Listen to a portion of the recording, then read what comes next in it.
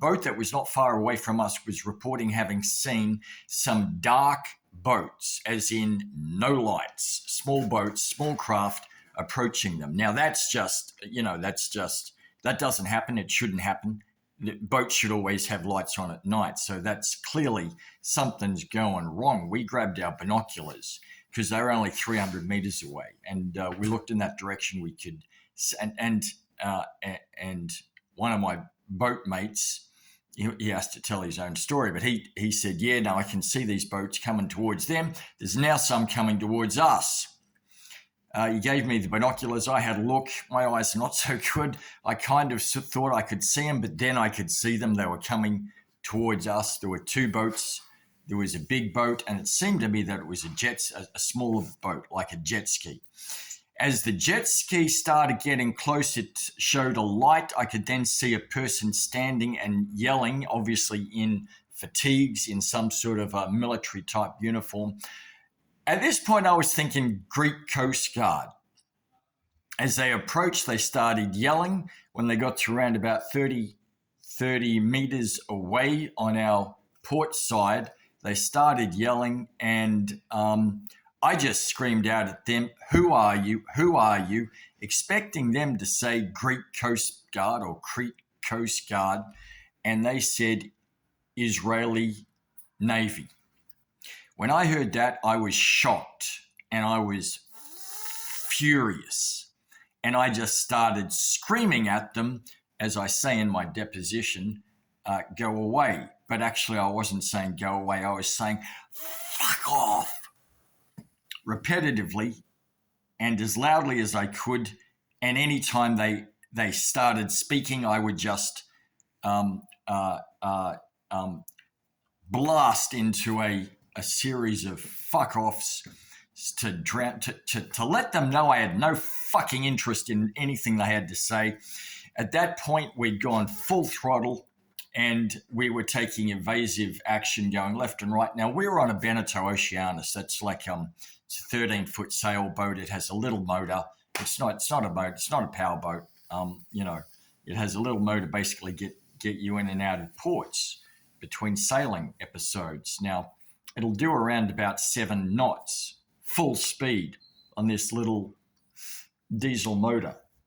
We had it up full throttle, going left and right and left and right. A rib came up. A rib is a big rubber ducky, basically. Australians would know it as a rubber ducky. But it was a big military Coast Guard style rubber ducky with massive outboard motors, very powerful, much more powerful than our little diesel motor. Rammed us from the port side.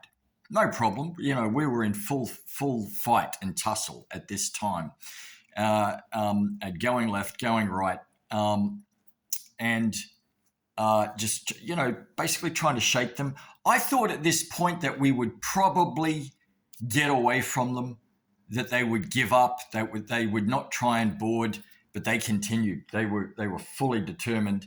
And they then rammed us again port side. At one time, at some stage, they were on our starboard. They were always a bit behind us, not because we were faster, just because that's where they were trying to approach from. They then came round with this big rib, and I guess there were around about 7 or 8 or 9 guys on that. And they rammed us from the port side and just pushed in and pushed us from that side into a starboard turn so forcefully that we were unable to turn further starboard. We could not turn away from them.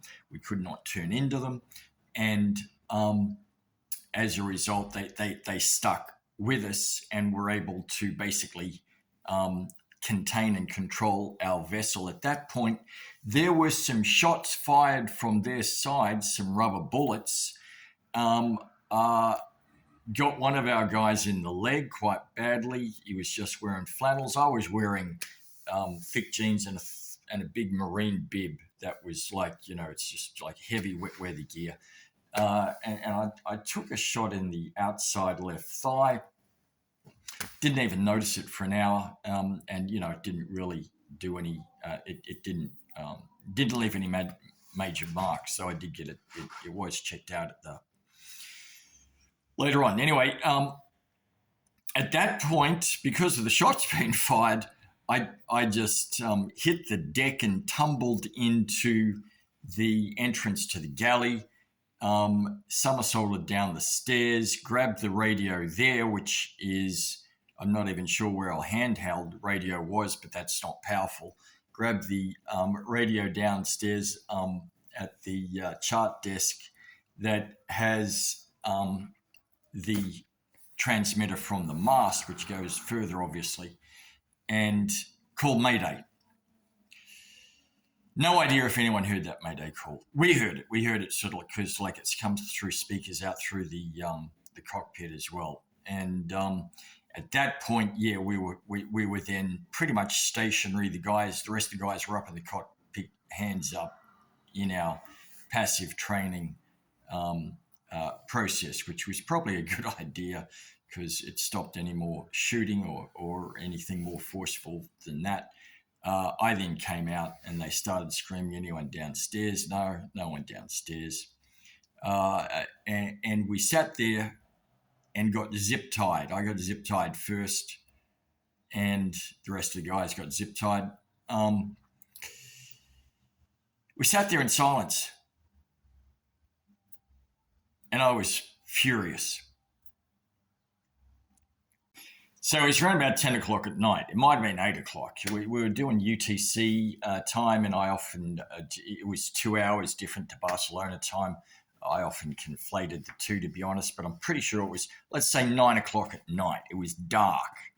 The first thing that sort of came on our radar was, we didn't have radar. The first thing that came to our awareness was